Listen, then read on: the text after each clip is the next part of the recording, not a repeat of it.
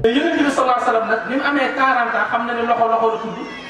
xam na ni Abu Lahab la tudd xam na ne asamaan xam na ne ard la tudd kon baatu iqra boobu mooy xam-xam boo xamante ni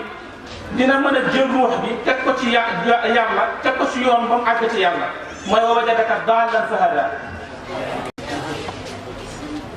moo doon utilisé baatu iqra nguuda baatu iqra lii firi jàngal xam nga ci arab mooy langue boo xam ni dafa riche ba sew bu su nekk wutal na ko nu mu koy lijjantee moo tax boo jàngoon yeneen langue yi doo mën a da nga xam ni kon atte alquran benn langue attu ko bu dul arab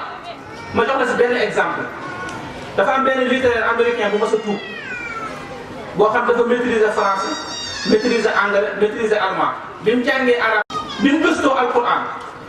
di waxu yàlla gëstu hadisul kursi di hadis kursi gëstu hadis yonent bi di waxu yonent bi mu gis ne ñetti information yi benn bokku si te benn nit bi moo ko présenté te feeñu si xam nga na mel mi ngi mel ni benn organe boo xam ne am nga télé am nga rajo am nga journal léegi man ma présenté télé bi présenté journal présenté rajo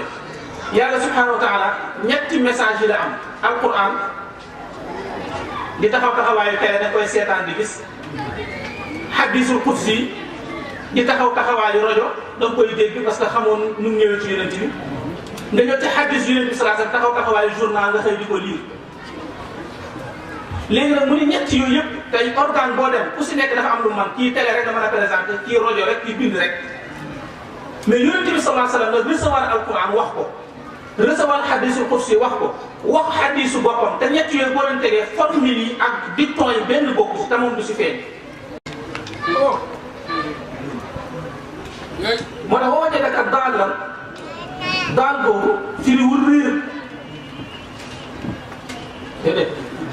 ndax yàlla nee na maa dalla saahibukum wa maa gawaa ki ñëw di la war a jubal war te réer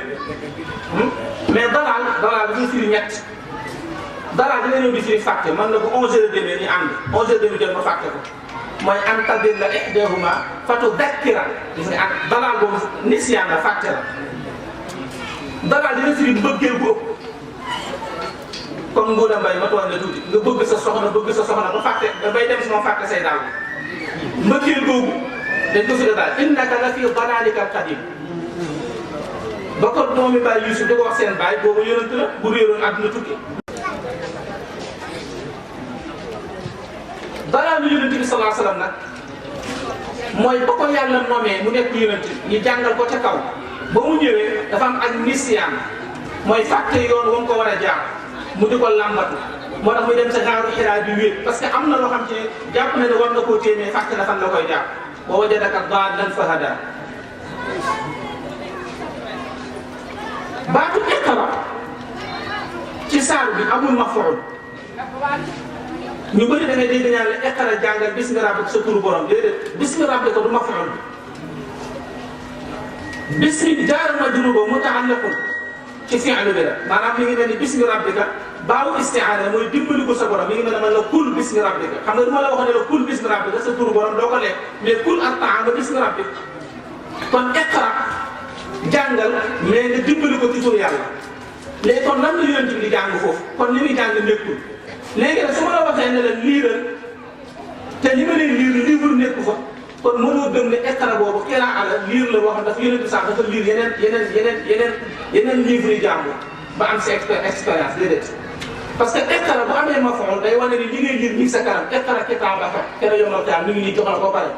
indil la ko mooy fa idaa qara'naahu fattabi' qur'aana moo tax iqra boo xam ne masdar bi qiraa la ak iqra boo xam ne masdar bi qur'aan la bokkul kon yonent bi musul a jàng musul a liir musul a def dara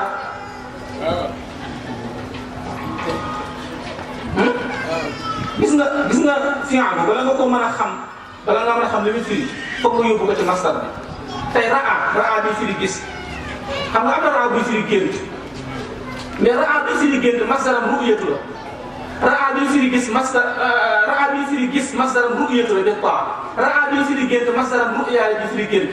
léegi pour nga mën a xam ñaari raay yi foog nga dellu ci masdar bi iqra bi firi liiral fekk yow ki ngay liir am nga xam-xam ci loolu masdar bi qiraatan la mais iqra bi nga xam ni liiral ni li ngay liir amul xamoo ko ñun ñoo ko jëli indi la ko masdar bi quran la moo tax fa idaa qara'naahu fattabi' waxul qiraatahu mais qur'aana